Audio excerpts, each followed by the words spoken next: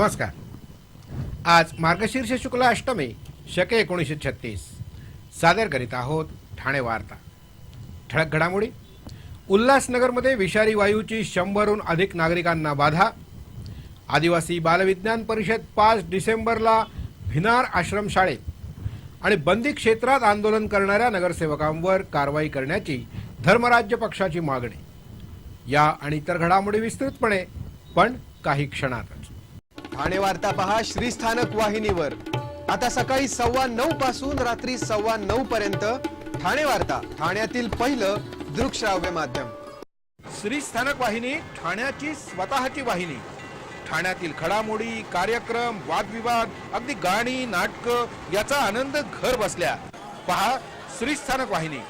आपल्या ठाण्याचं हक्काचं व्यासपीठ श्रीस्थानक वाहिनी। ठाणे वार्ता आता संकेतस्थळावर देखील ठाणेवार्ता.com वर क्लिक करा आणि ठाण्याच्या घडामोडी जाणून घ्या। ठाण्यातील पहिलं ऑनलाईन माध्यम ठाणेवार्ता.com। नमस्कार मंडळी, दर रविवारी पाहायला विसरू नका। नमस्कार मंडळी, आपल्या प्रश्नांचं थेट उत्तर। ठाणे वार्ता पहा श्रीस्थानक वाहिनीवर। आता सकाळी 9:15 पासून रात्री 9:15 पर्यंत ठाणे वार्ता, ठाण्यातील पहिलं दृकश्राव्य माध्यम। उल्हासनगरमध्ये विषारी वायूचा 100हून अधिक नागरिकांना त्रास झाल्याचं सांगितलं जात आहे। उल्हासनगर रेल्वे स्थानक रस्त्यावर हा त्रास अधिक झाला आहे। वालधुनी नदीमध्ये निर्माण झालेली घाण आणि या नदीमध्ये रासायनिक टँकर धुण्याचे वाढते प्रकार यामुळे हा त्रास झाल्याचं सांगितलं जातं। या प्रकारामुळे लोकांमध्ये घबराट निर्माण झाली असून त्रास झालेल्या नागरिकांना उल्हासनगर मध्यवर्ती रुग्णालयात दाखल करण्यात आलं आहे, तर काही जणांनी खाजगी रुग्णालयाचा आधार घेतलाय। अंबरनाथ औद्योगिक वसाहतीतील कंपनीनं विषारी रासायनिक पदार्थ सोडल्यामुळे हा त्रास झाल्याचं देखील सांगितलं जात आहे। केंद्र शासनाच्या विज्ञान आणि तंत्रज्ञान विभागातर्फे गेली 22 वर्ष राष्ट्रीय बालविज्ञान परिषद आयोजित केली जात असून या अंतर्गत येत्या 5 डिसेंबरला आदिवासी बालविज्ञान परिषदेचं आयोजन करण्यात आलंय। भिवंडीतील भिनार आश्रमशाळेत ही आदिवासी बालविज्ञान परिषद होणार आहे। समजून घेऊया हवा आणि हवामान हा या आदिवासी बालविज्ञान परिषदेचा विषय आहे। या आदिवासी बालविज्ञान परिषदेत डहाणू, शहापूर, सोलापूर, जव्हार, पेण, घोडेगाव या भागातून 200हून अधिक आश्रमशाळातील विद्यार्थी सहभागी होतील अशी अपेक्षा आहे।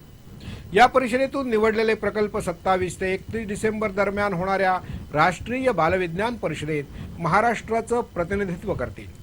या परिषदेचं यंदाचं हे 12वं वर्ष आहे। या परिषदेच्या निमित्तानं जिज्ञासातर्फे एका विज्ञान मेळाव्याचं आयोजन करण्यात आलं असल्याचं नरेंद्र दिघे यांनी सांगितलं। चाळीत गप्पा मारत बसलेल्या महिलांना सोन्या चांदीच्या दागिन्यांना पॉलिश करून देण्याच्या बहाण्यानं हात चलाखीनं दागिनेच घेऊन पसार होण्याची घटना कळव्यात घडली आहे। कळवा पूर्वेकडील आनंदनगर परिसरातील साई कृपा चाळीत राहणाऱ्या प्रगती भरकुले ही मासळी विक्रेती महिला 11:30च्या सुमारास शेजारच्या महिलेशी गप्पा मारत बसली होती। त्यावेळी सोन्याच्या दागिन्यांना समक्ष पॉलिश करून देण्याचं आमिष एका दुकलीनं दाखवलं आणि त्यांच्याकडून सोन्याची चेन, गंठण, कानातले असा 1 लाखाचा ऐवज घेऊन पोबारा केलाय। ठाणे महानगरपालिका मुख्यालयाच्या 100 मीटर परिसरात आंदोलनाला बंदी असताना देखील आंदोलन करणाऱ्या विरोधी पक्षांवर कारवाई करावी अशी मागणी धर्मराज्य पक्षाचे उपाध्यक्ष नितीन देशपांडे यांनी महानगरपालिका आयुक्तांकडे केली आहे।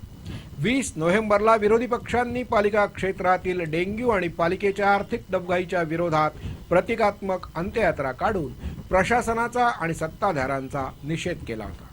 मुख्यालयाच्या सभोवताली 100 मीटर परिसरात आंदोलन करण्यास बंदी आहे। नगरसेवक हे शहराचे विश्वस्त आहेत। विश्वस्तांनी सुद्धा सर्व नियम पाळणं आवश्यक आहे।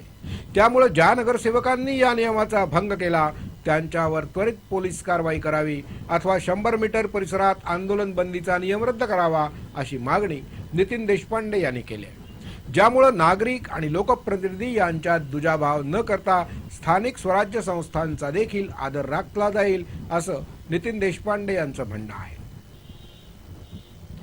ठाणे महानगरपालिकेच्या मुंब्रा प्रभाग समिती कार्यालयातील एका अनुरेखकास 5,000 रुपयांची लाच स्वीकारताना रंगेहात पकडण्यात आले। या प्रकरणातील तक्रारदाराची पिढीजात इमारत धोकादायक इमारतींच्या यादीत येत होती.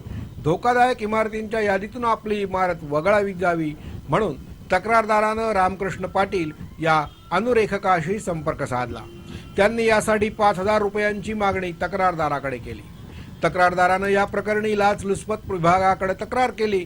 लाचलुचपत विभागानं काल दुपारी तक्रारदाराकडून जुन्या मुंबई पुणे महामार्गावर हे पैसे स्वीकारताना रामकृष्ण पाटील यांना रंगेहात पकडण्यात आलं.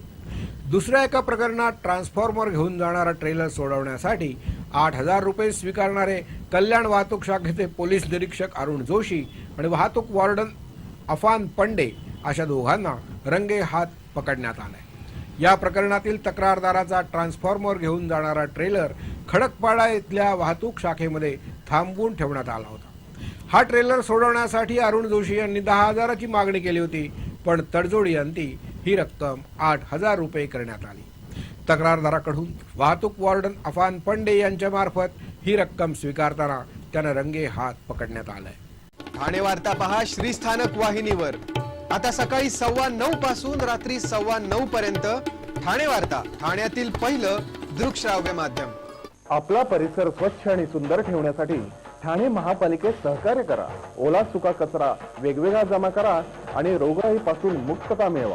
ठाणे वार्ता आता संकेतस्थळावर देखील ठाणेवार्ता.com वर क्लिक करा आणि ठाण्याच्या घडामोडी जाणून घ्या. ठाण्यातील पहिलं ऑनलाईन माध्यम ठाणेवार्ता.com.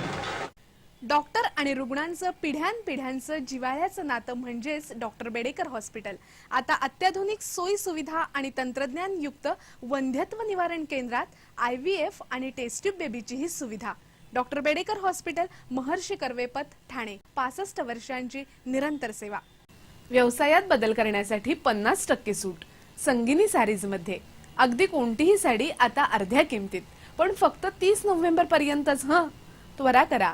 संगिनी साडीज, गोखले रस्ता, आईस फॅक्टरी समोर. Jaipuri jewellery exhibition cum sale. 50% बचत.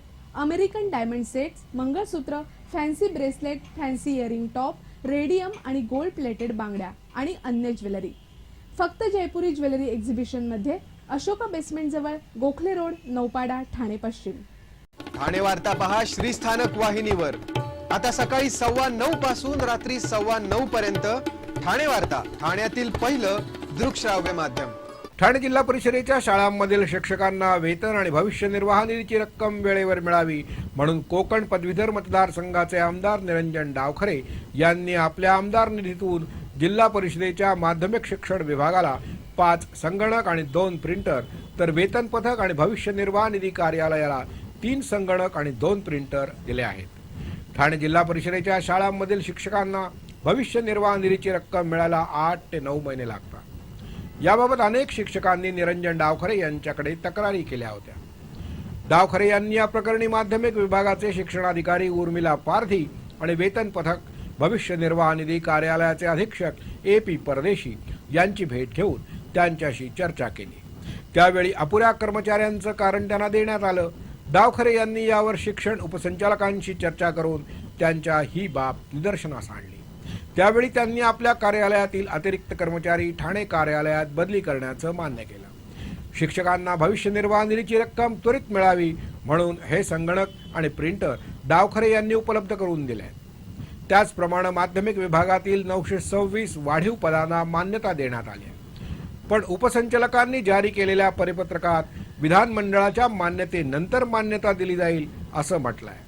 या पदांना अद्याप विधिमंडळानं मान्यता दिलेली नाही. त्यामुळे या पदावर काम करणाऱ्यांना पगार मिळू शकत नाही.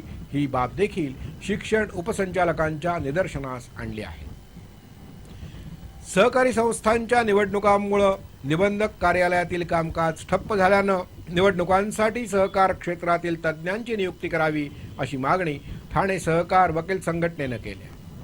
सहकारी संस्थांच्या कार्यालयात महाराष्ट्र राज्य सहकारी संस्था अधिनियमानुसार कामकाज आणि अपील तसंच कलम 101 अन्वये वसुली दाखल्याकरता कामकाज चालतं.